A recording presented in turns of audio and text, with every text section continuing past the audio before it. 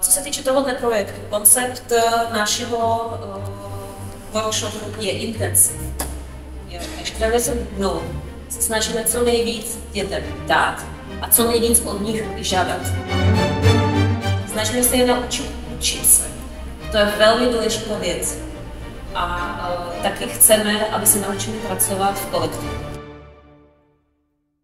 Tady není moc prostor na řešení detailů, ale co teda určitě chceme jim sdělit, ty největší základní chyby, které mají.